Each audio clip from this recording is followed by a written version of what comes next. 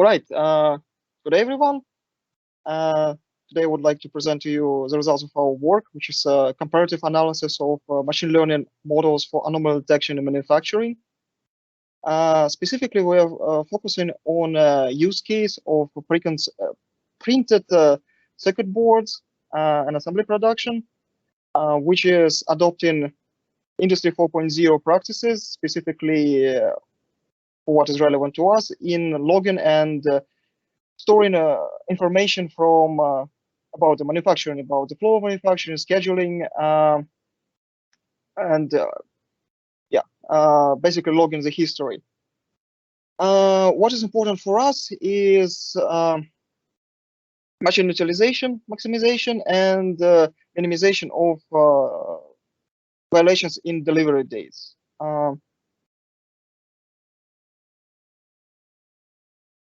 To be more specific about our manufacturing use case, we investigate a system with 4 stages, where we have specifically four types of machines, starting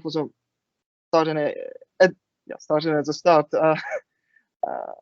starting with the surface mounting devices and then automated optical inspection. There's also 2 mandatory stages within our system. Every job, every printed circuit board has to go through those stages.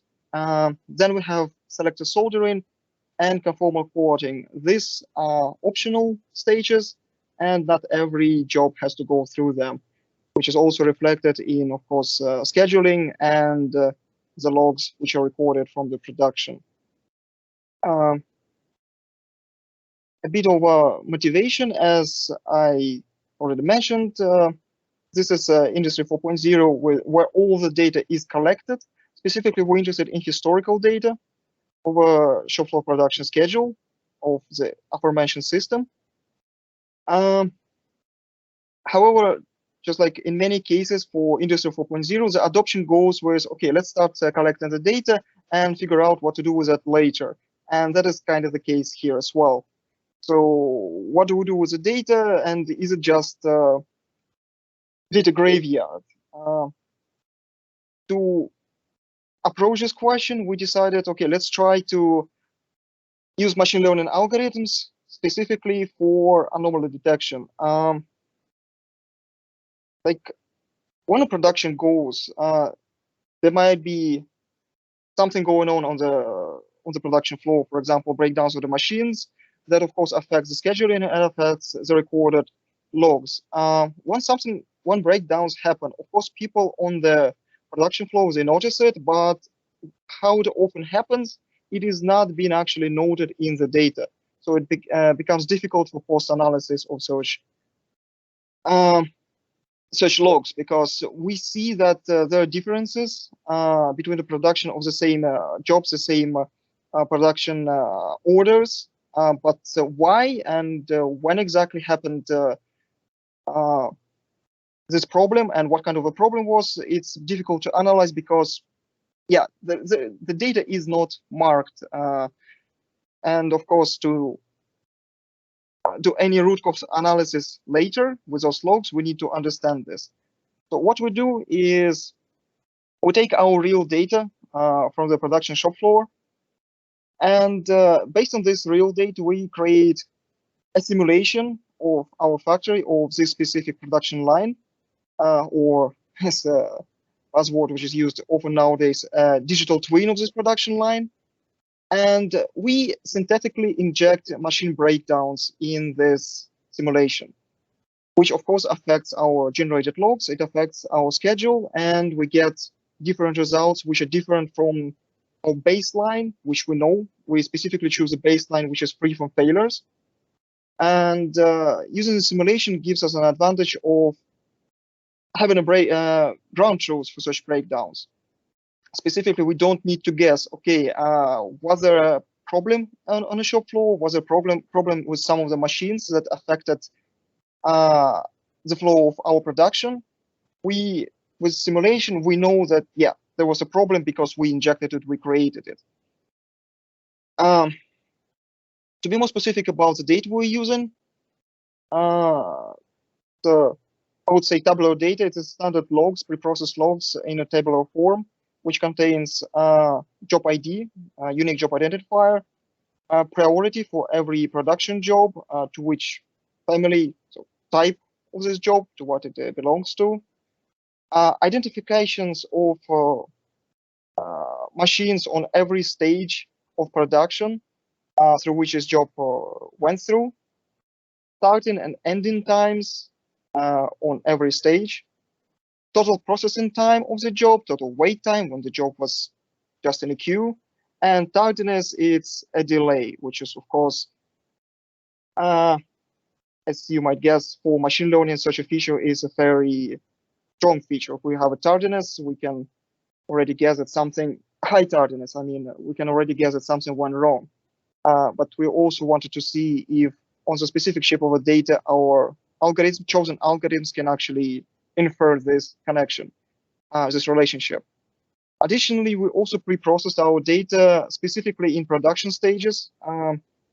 We introduced so-called dummy values, or how it's called often in computer science, one-hot encoding. So we have 4 stages instead of using just numbers as features like 1, 2, 3, or 4 or IDs. We just encoded every stage, every ID as its own feature. So of course it increases the number of features and introduces so-called of cursor dimensionality, but in our experience and how we went with analysis for our data, it improves quality of detection for anomalies. And how we actually went through analysis of this data, we applied CRISP-DM, because this is basically your standard machine learning process, standard machine learning project. And we followed structured methodology, starting with business understanding. So we inferred which features are relevant and how we supposed to represent them and maybe use or not use them. Understand the data, so it's literal understanding the formatting of the data, or what kind of timestamps, what is the format of them, what is the number formatting used, so that we can actually proceed with data preparation. Again, introducing, for example, dummy values.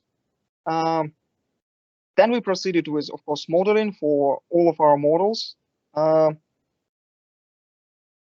Of course, it requires some iterative approach for data preparation modeling. Sometimes it doesn't work right away with whatever features we feed to the models, so we go back and forth there. Then we proceed with evaluation to see the quality of our prediction, using the aforementioned ground truths from our simulation to see how well our models with our specific data, prepared data, fared. And this entire process is, of course, iterative. So we went through multiple stages of selecting different features, different subset of features, selecting different formatting for them, until we reached the stage when we said, okay, this model, this machine learning model can be used, so it can be deployed, or it can be thrown away, which actually happened with a few machine learning models, which were quite useless in our evaluation setup. To be more specific about setup for the jobs, for features, out of all of the feature configurations which we tried, we selected 9, which resulted in results from which were not completely senseless. Obviously, we tried to feed all of the features all together to the machine learning algorithms, all of them. So we went through all of these 9 subsets with all of the algorithms, to which I mentioned in the next slide. However, so yeah, we started with all features, then we included tardiness. As mentioned before, this is a very strong feature, so we try to see how algorithms will work without it.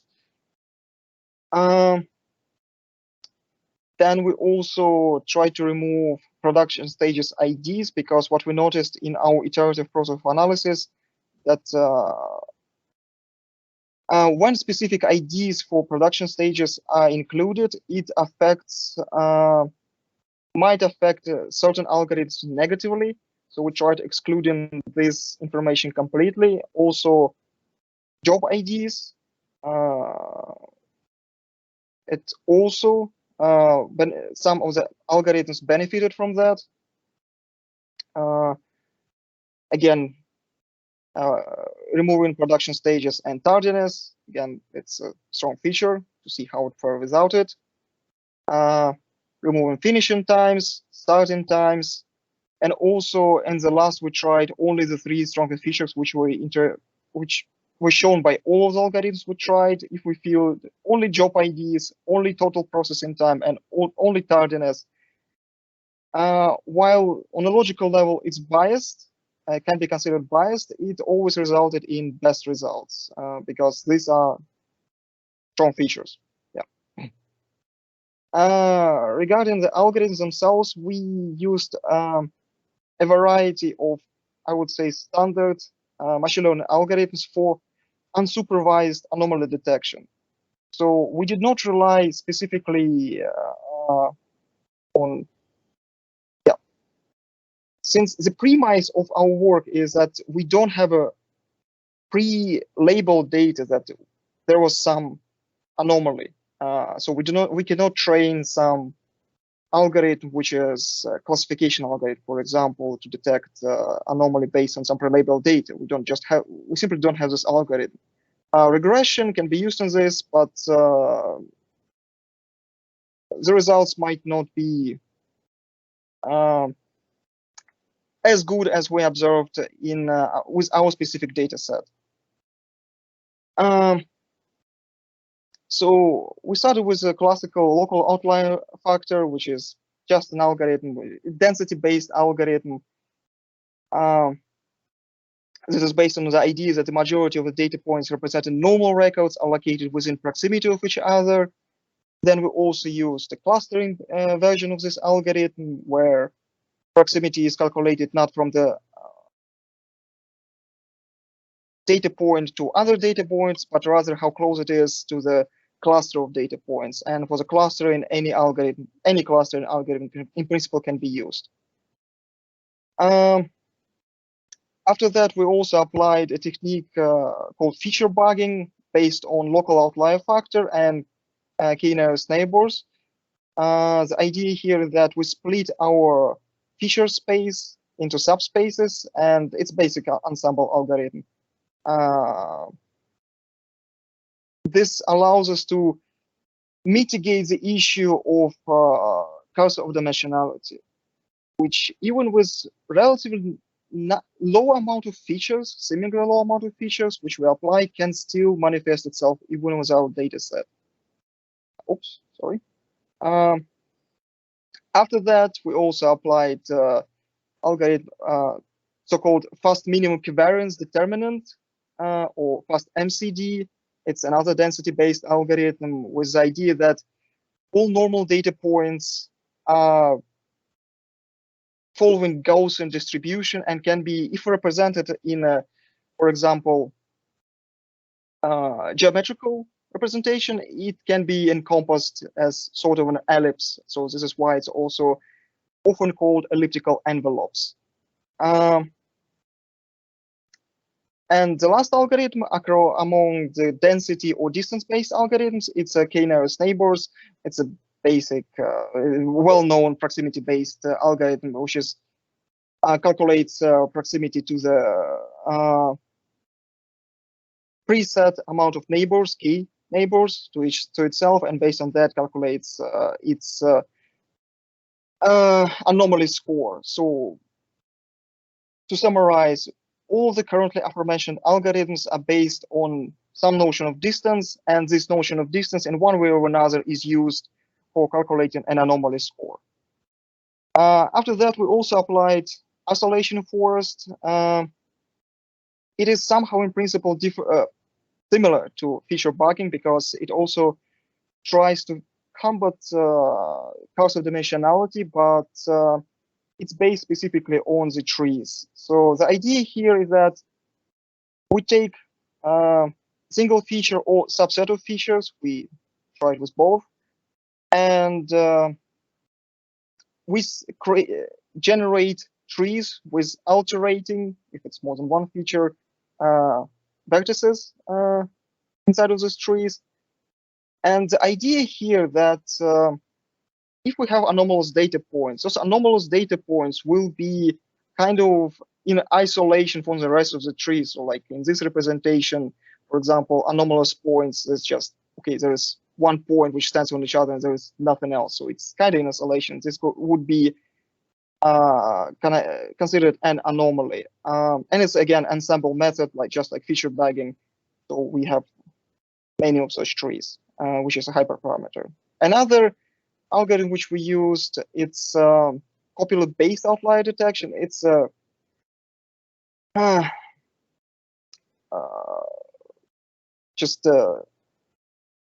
it's based on copyleft. It tries to predict what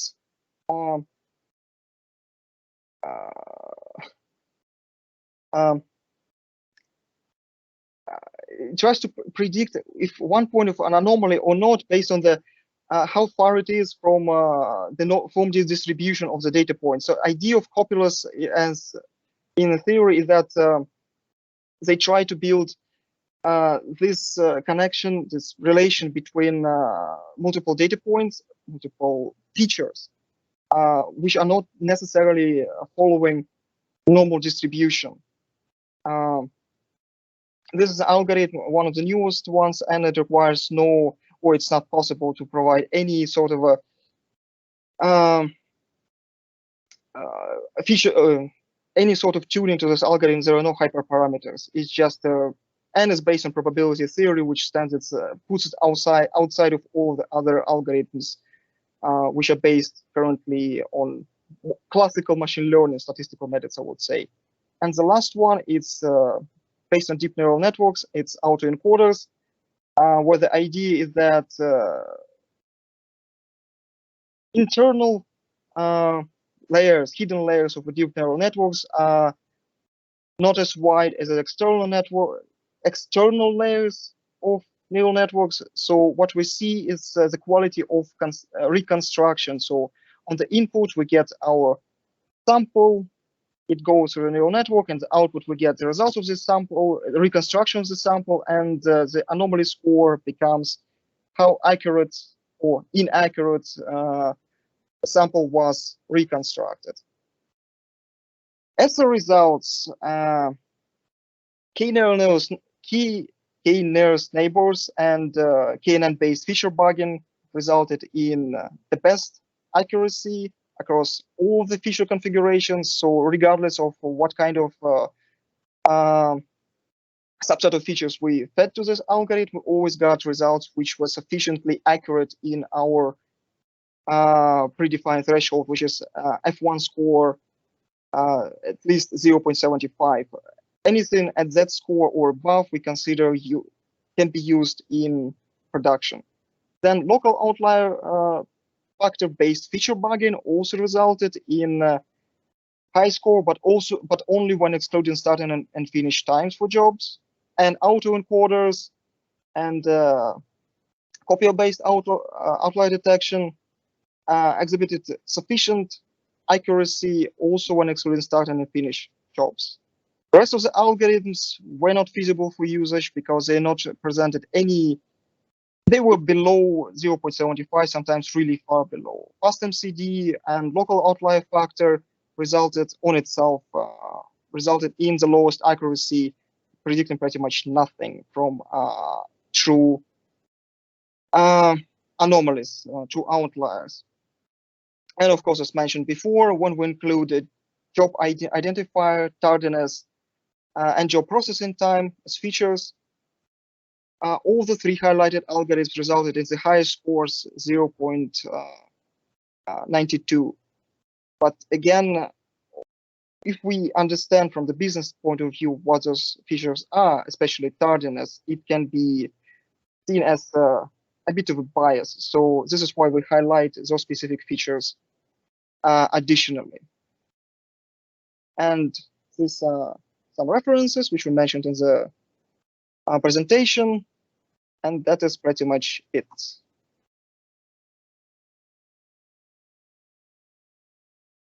Okay, thank you very much, Andrey. Is there any question?